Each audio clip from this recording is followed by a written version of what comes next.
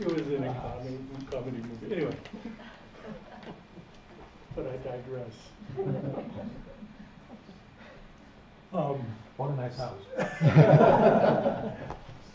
So they moved. They bought this house.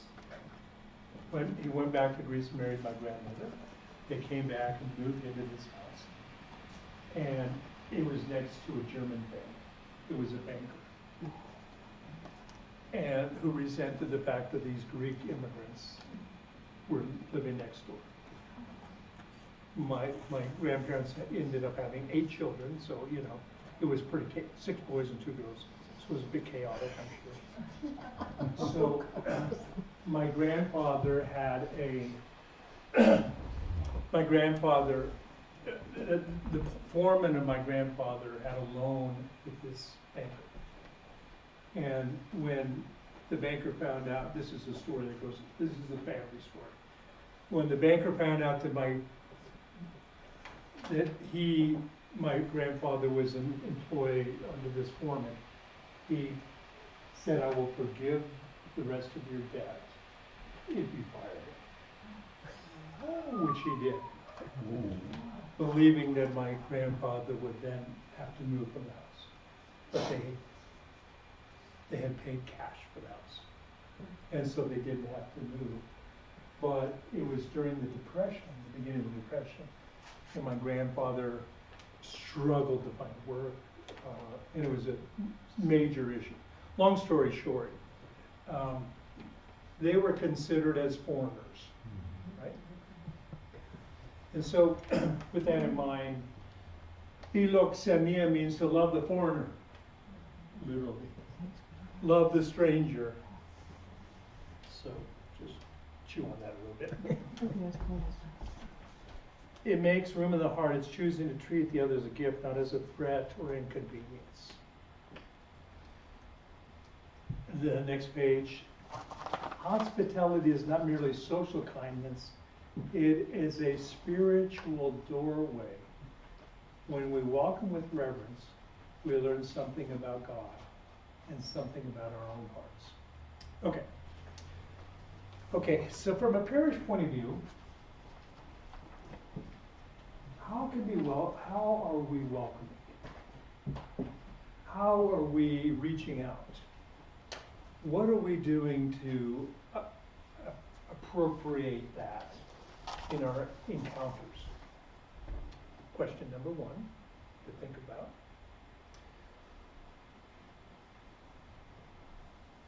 Also, it's very important to understand that this outreach and welcoming in happens from all different perspectives. It happens from long-term parishioners welcoming new parishioners. It happens from an ethnic Orthodox welcoming in non-ethnic Orthodox. It also happens from an old person welcoming a young, or a young and old, a woman and man and a woman. It also from a recent convert welcoming a person who's been Orthodox forever. It happens from all different perspectives and points of view. It's a total movement, never beginning and never ending. And it's constantly a movement. Okay? Any questions or comments before we continue on? Welcoming children. Welcoming children. And the doors of the church are a statement, I think, architectural statement of power and accessibility. Okay. I can think of a church that has 12-foot bronze doors that people have to get through to get into church. I know some churches like that. Yeah. Okay. So it can happen from a person with of means welcoming a person not of means. A person of color welcoming a person not of color. Dark and white, or opposite. It happens at all levels. One who is not of means welcoming one who is of means. At every level. Because I think a lot of times And so, when I was in Houston, and go back to Houston, two of our kids are Texans, by the way, so. We had the 75th anniversary of the parish. Now it's over 100 years now, so.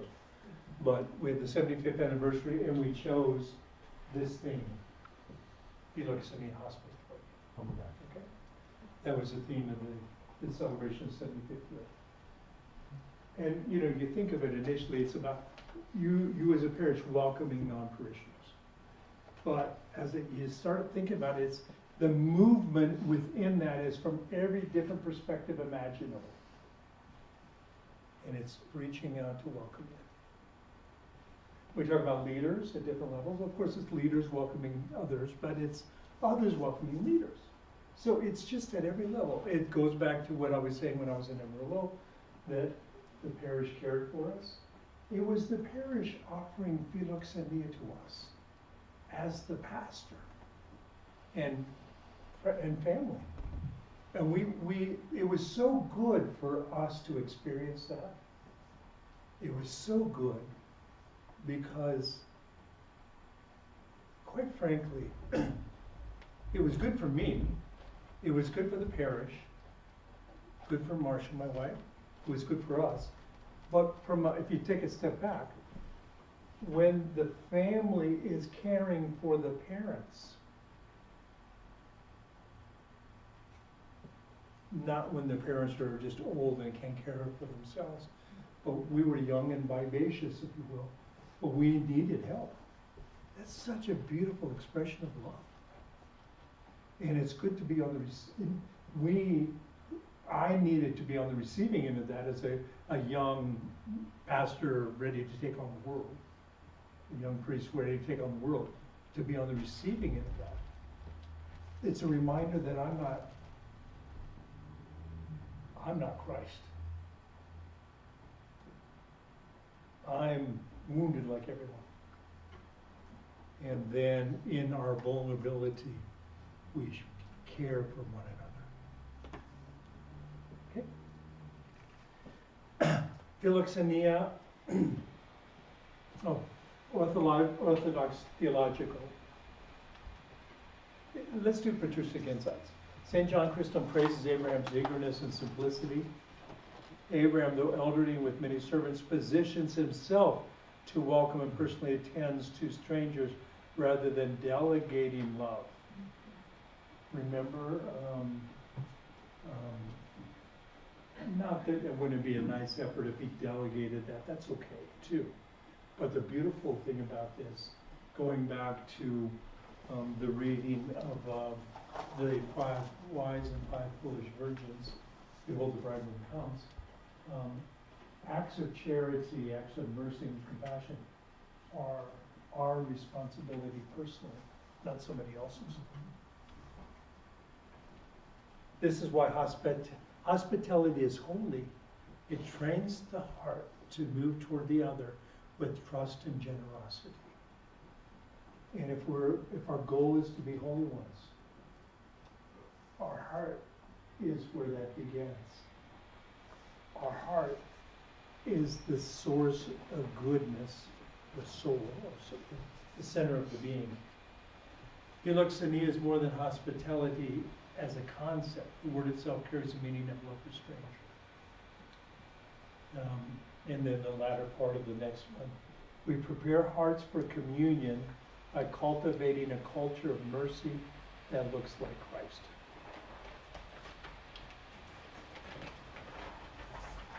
The next page. Philoxenia is the bride's way of receiving the bridegroom.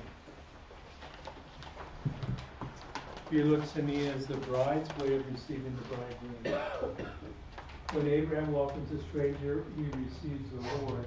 The church learns that welcoming is not secondary to spirituality. It is one of the clearest expressions. A parish receives Christ together by learning to receive one another with reverence. This is not about personality or social skill. It is about love, becoming concrete. You know, personality and social skill are helpful. But at the core, at the crux, it's about loving, becoming concrete. Hospitality builds belonging and heals isolation.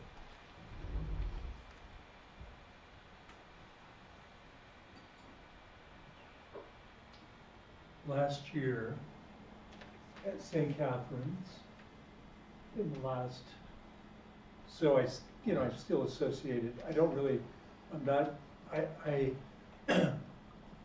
worship or lead worship at a few other parishes, helping out on the metropolis. And so I'm rarely at my former parish of St. Catherine, but still have a lot of contacts with the parishioners. In the last year, there have been 3 young men who have committed suicide that are part of those families. And mental illness was part of that for sure, but without a doubt, some kind of internal feelings of isolation. So strange in our world in which we have friends everywhere, social media friends, and we're connected so much at that level, how isolated. And community, honest community, is at the core. This brings to my mind something else with Father Alexander Schmidt. I have it on my phone.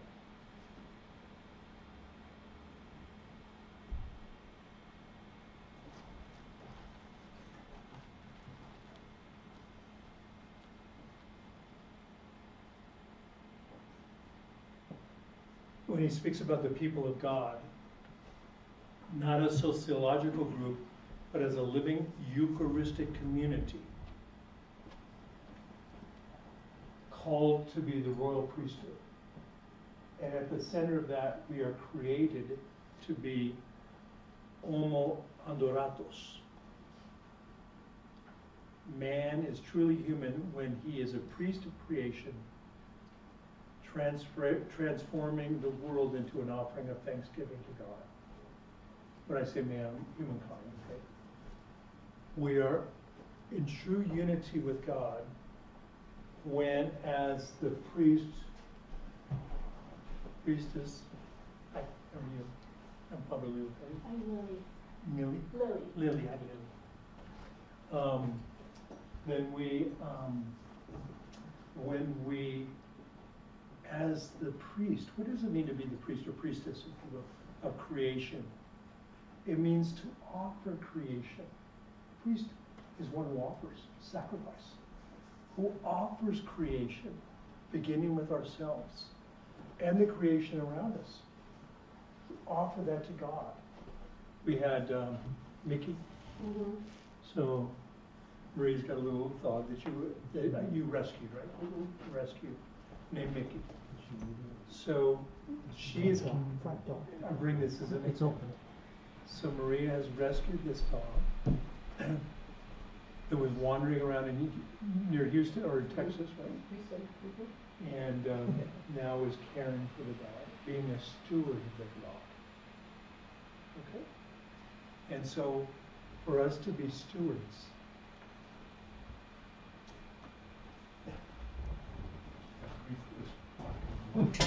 the Greek word for steward is ikonomos, which is the root for economy. Okay? And ikos references a house.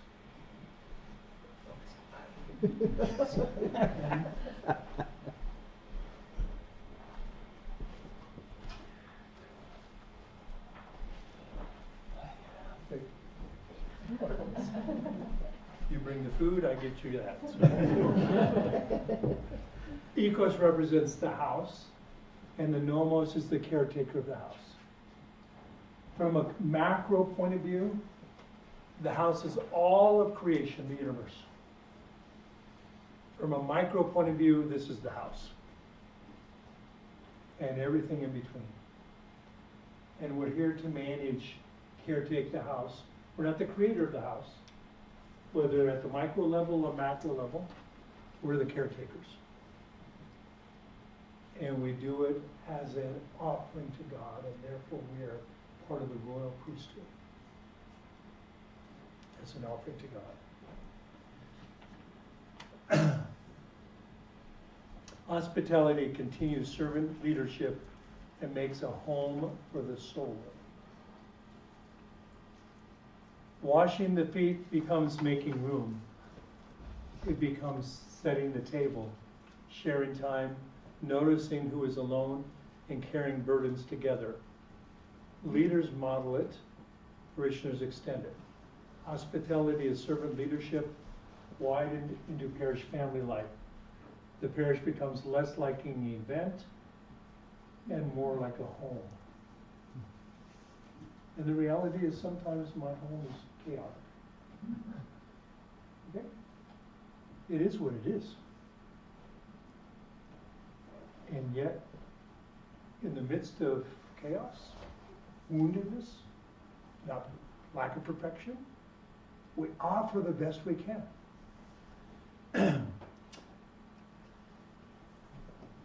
Who makes first photo here? What do you call it?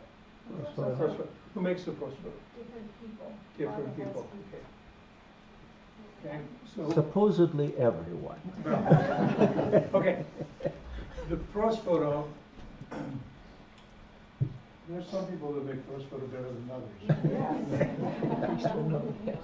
Right? Okay. But do you realize that no matter how, quote, perfect or imperfect that first photo is, it represents each of us and that which we offer to God to the best of our ability. And then he takes that, which includes brokenness or sometimes first photo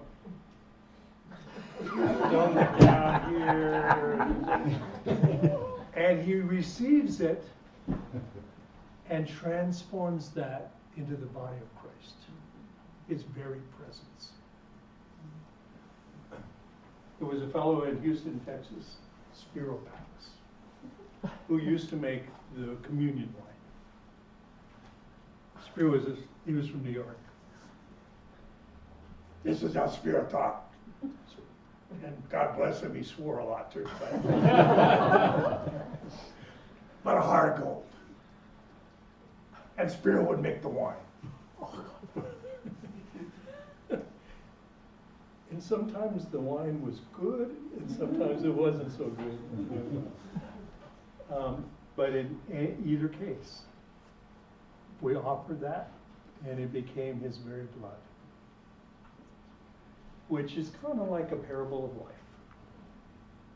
We offer the best we can. Some days that best is better than other days, quite frankly. Some days, of course, photo looks better than the next Sunday.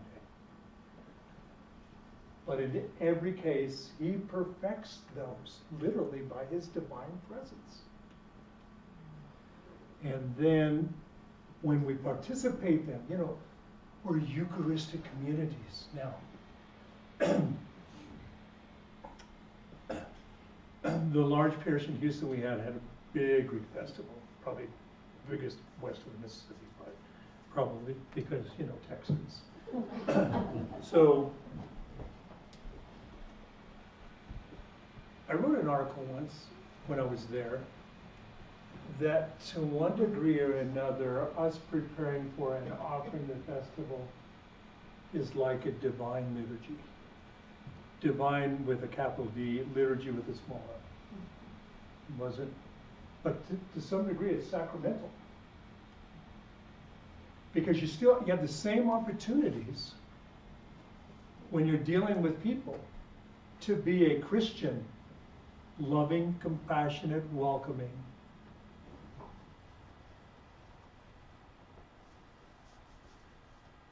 At that level, than when we were in church for the divine liturgy. Now, I don't want that to be misunderstood. It's not at that same level, but it's a type And so the same thing is true in anything that we do. You know, when you do anything, let's say you do something that is part of a community effort, and you have St. John, the Chrysostom parish listed over here. Everything you do in that community effort of Lakewood, Colorado, represents Jesus Christ. So you better be careful. Because if you're not, you could end up in a sermon.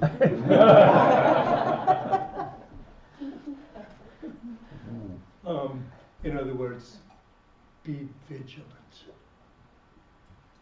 be intentional, be focused. It's not, you know, how many times do we hear, I'm not going to go to church because, you know, sometimes people, I see people in church and sometimes they act all nice on Sunday, but that's not the way they act, you know, Monday through Friday or Saturday. Or, you know, some kind of a variation of that. The idea is the same way we act on Sunday is the same way we act Monday, Tuesday, Wednesday, Thursday, Friday, Saturday. And when we make a mistake, we say we're sorry, ask for forgiveness, and get up and try again.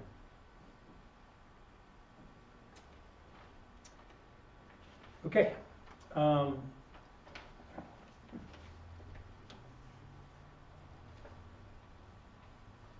A few practical applications. Choose one small act of philoxenia each week. Learn one new name. Invite someone for coffee after liturgy, especially someone outside your circle. Practice warmth without perfection. I heard a definition. This was by a contemporary Orthodox writer. I can't remember who it was. He was talking about the difference between being a perfectionist and striving for perfection.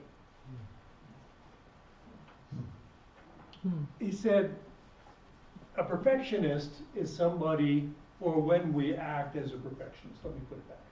When we act as a perfectionist, when we don't get what is perfect, it basically knocks our legs out from under us. When we are striving for perfection, when we don't get it, we kind of say we're sorry and get up and try again. And there's a significant difference between the two. If it does a number on us, kind of like when it has to do with God's love.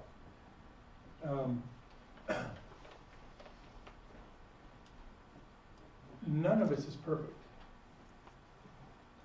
There's one person who's lived on this earth who was perfect.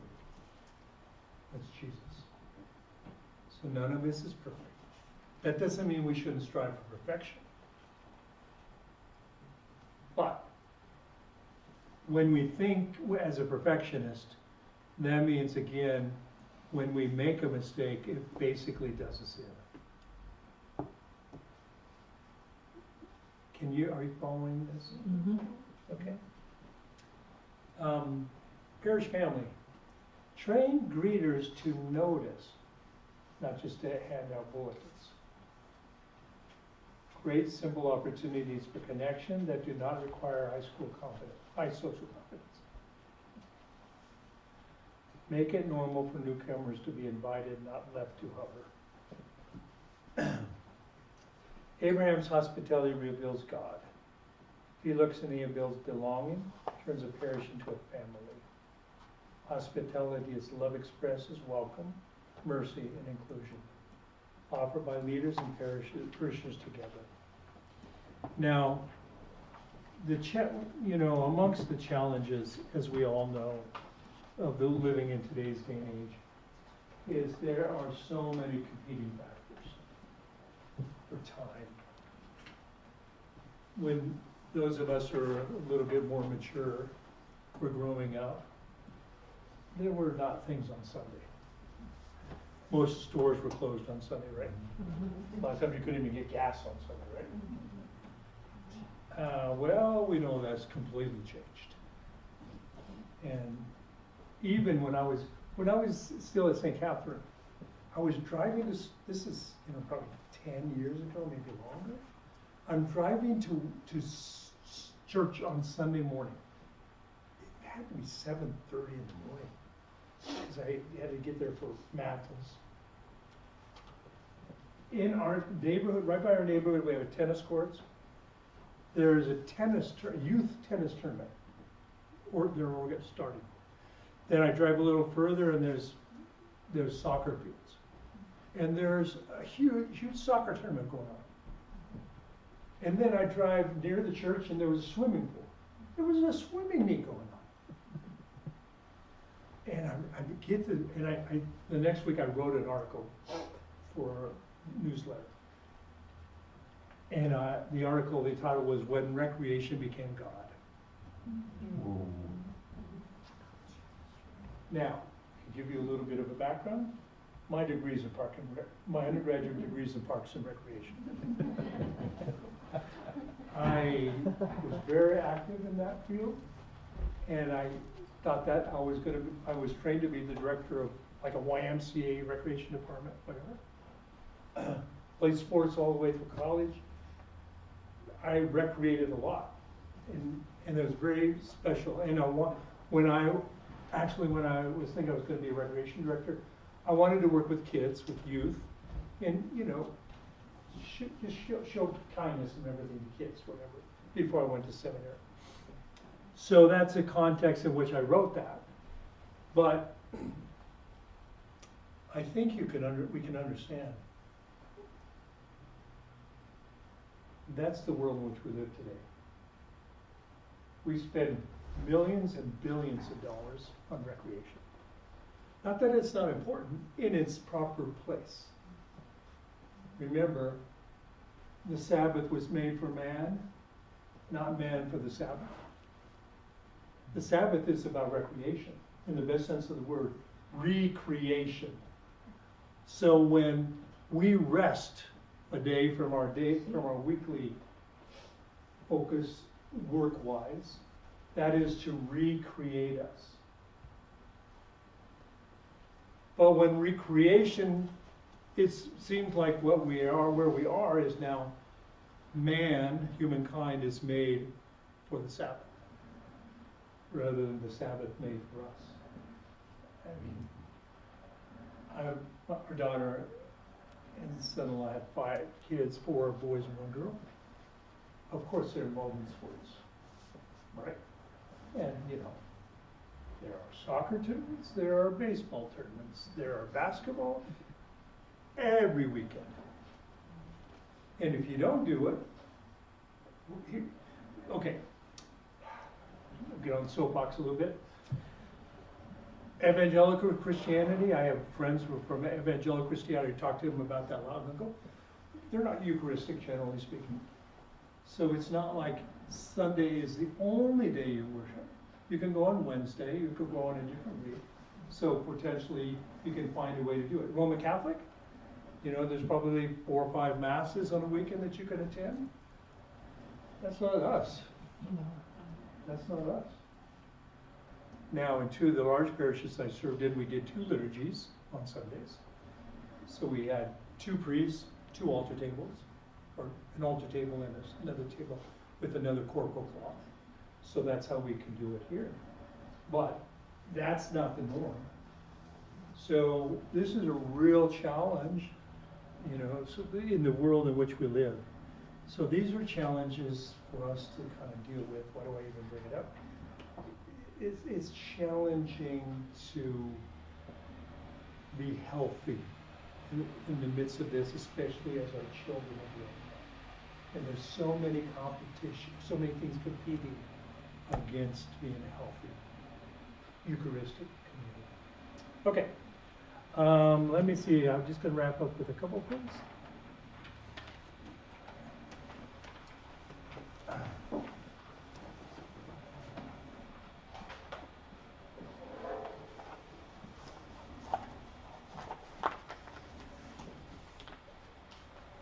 The circular nature of this icon, the never beginning, never ending flow of love.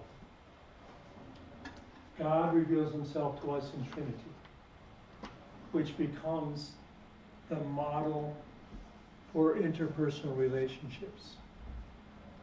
So our relationship with God and our relationship with one another is not just going back and forth. It's not just me and Jesus. It's not just me and God. It's me and God in community. Love the Lord your God with all your heart, soul, and mind. Love your neighbor as you love yourself.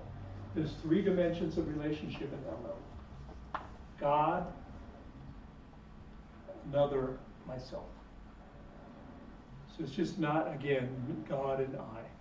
But the model is in the Trinity. There's 3. And, if you will, a perfect equidistant triangle within a perfect circle. Okay? And philoxenia, hospitality, involves reaching out in order to welcome in at every level imaginable. Okay, questions or comments? Yes, ma'am. Okay. So what reflection or advice would you give to a small parish that is growing to maintain that family feeling? Right? So when we started, there was 14 of us, and it was a one-room operation. The church became coffee hour. We would sit in a circle. It was very intimate. We got to know one another. As we grew, things changed to where we are now. And what I've observed is comfort level. You sit with the same people every day. You might be welcoming, but you tend to sit with those that you know best. And so you get groups. And then not everybody is integrated. So how, and then the next level is you get bigger and bigger. So do you have an observation from the small parish to, let's say, 1,000 people? How did that family essence get preserved in that one? So what I'm going to do is leave that for the next talk. Oh, okay. But from this perspective, we're going to divide up. I think how many of us are there? Would one of you count the numbers? And we'll talk about that in a second. Count the numbers and how many we are, please. And the idea for next talk, we'll have lunch, and then after we have the 6th hour first. Then we're going to have lunch, and then we're going to get together. We're going to break up into groups, and talk about these things in your groups. Okay. And maybe you bring that up, please, if you don't mind, in the group that you're at, and come up with solutions from your perspective in the midst of that. So the idea is that when you're in your group, you're going to look at things that, these types of questions that you can bring up and maybe come up with, from your perspective as a group, what a solution might be. Or examples of how you have done philoxenic outreach, or how you have done different things that show help. And then we'll have a spokesperson for each group kind of share the. You're going to come up with two examples. We'll share those, and then we'll have discussion about that. Okay? So is that okay? 25 including you. 25. So 24 without me? Okay, so we'll have, let's have 4 groups of 6, okay? And before we break, we're gonna count off, and you'll either be in 1, 2, 3, 4 group, okay? Yes, yeah. I was struck by this application, create simple opportunities for connection that don't require high social confidence. I love the idea of that, especially for us who are like introverted or feel like they don't have social skill or might have anxiety around social situations. I'm curious if you have ideas about what that looks like. So I think that, Dan, maybe that's something you bring up in your group.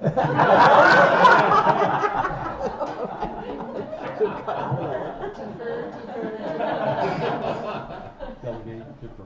And then, I think, again, the idea with these types of things, we can bring them up, talk about it, and kind of come up with a solution internally, and then we can talk about that as we conclude. Does that sound good? Okay. Yes. Yes, Bob?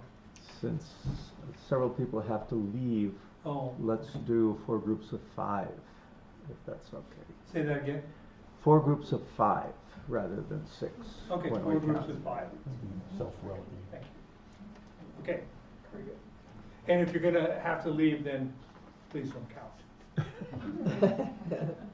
Okay, any other questions or comments? Yes, And this might be something also for the group discussion, but we will determine that. So a lot of us come from a non-Orthodox background, and have existed, and have a lot of friends who are in the Christian community but are not Orthodox, and some of the means of how we practice our Christian faith can be very different from them. And how do you? Really, I never noticed that. Go ahead. Yeah. But like, how do we learn to practice that philoxenia, and kind of knowing that we're in this different, church, and our understanding of the faith is different, but then also be able to relate and, share that hospitality with those who are Christians. That's an excellent question. I will, you can bring that up and discuss that if you'd like to, but I will say a few words about that.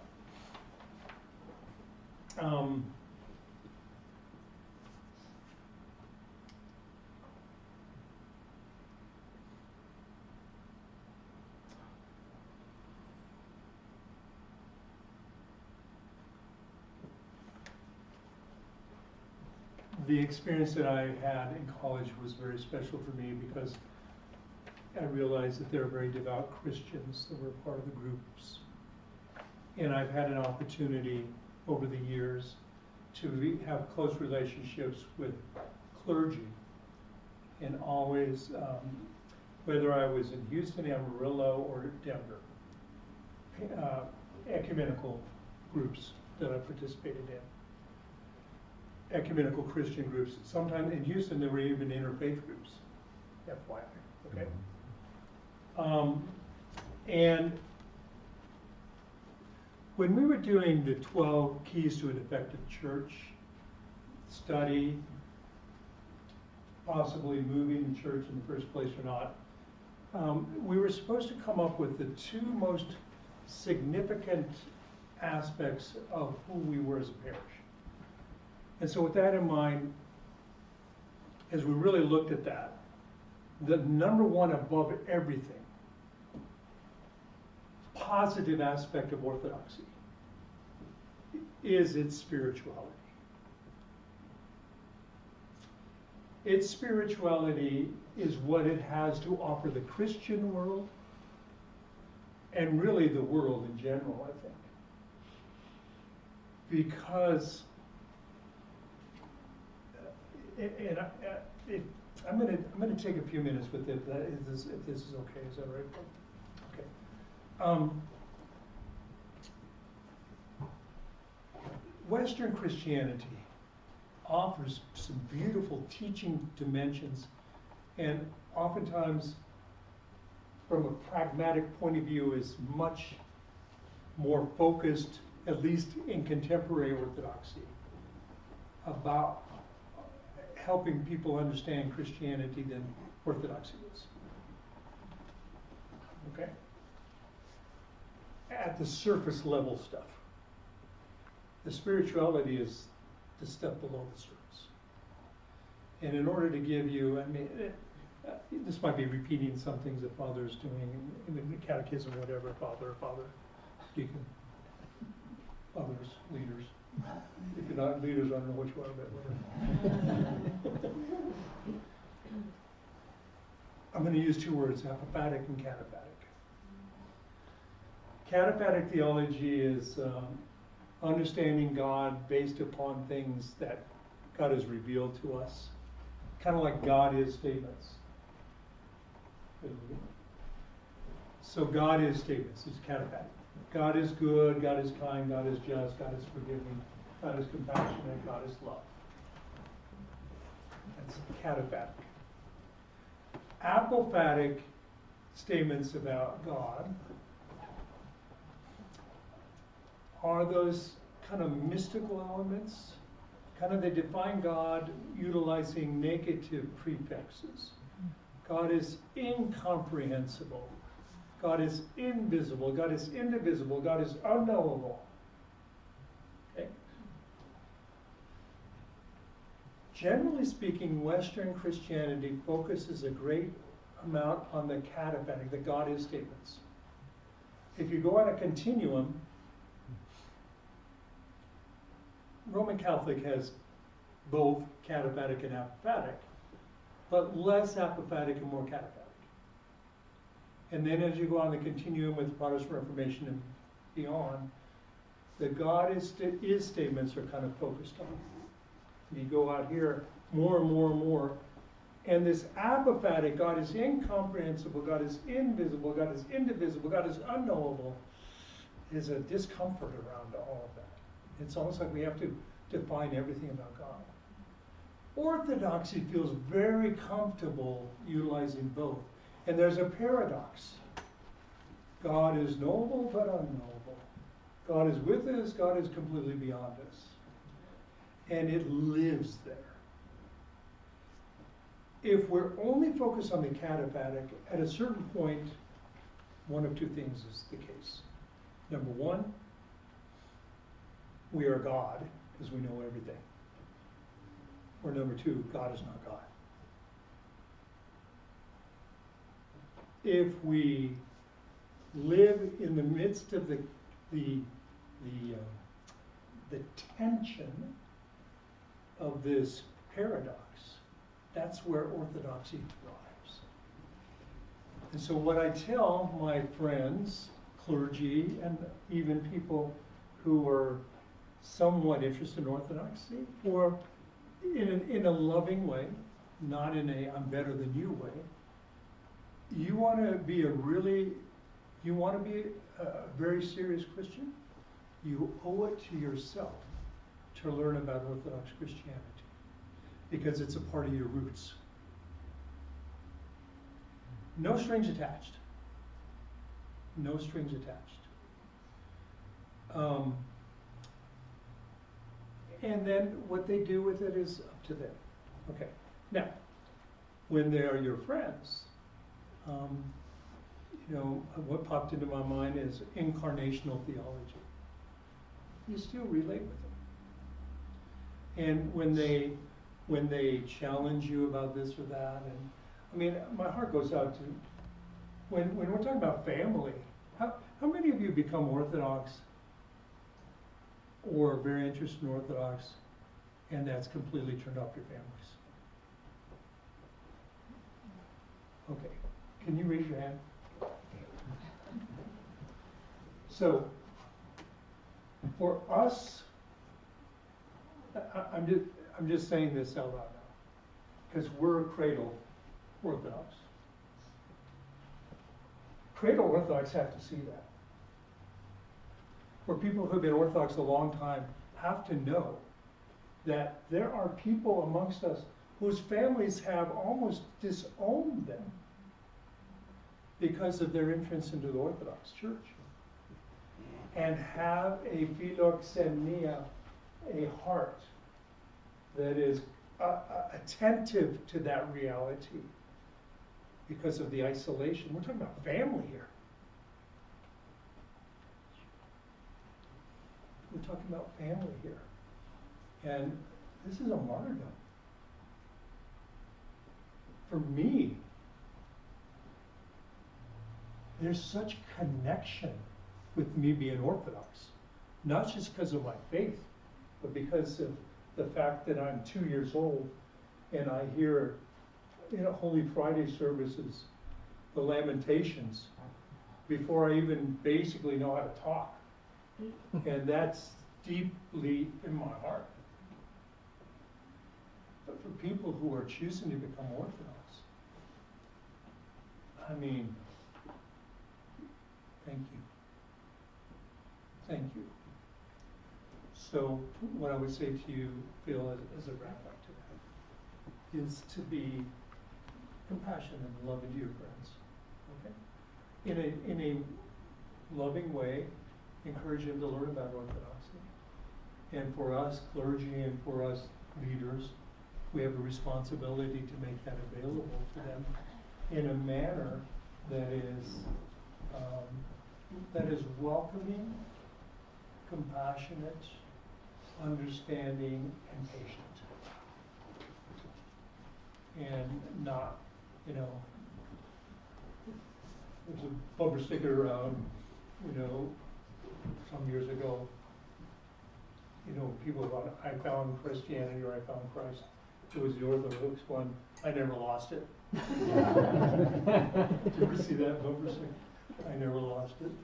Well, okay, that's true, but let's be humble with it and share it in a way that people are able to receive it.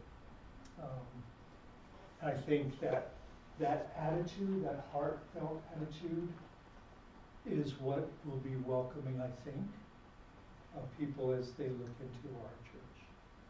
Now, I'm going to say there's a practical, when I was doing the 12 Keys to an Effective Church,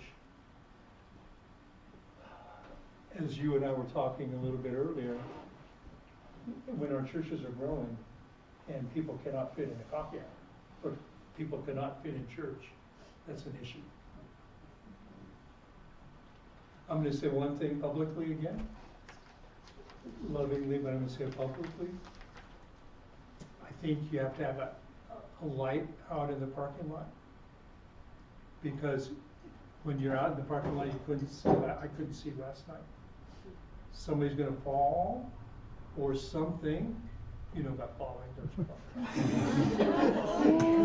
What does that mean? And so those are just there's some little practical things that can be welcoming too.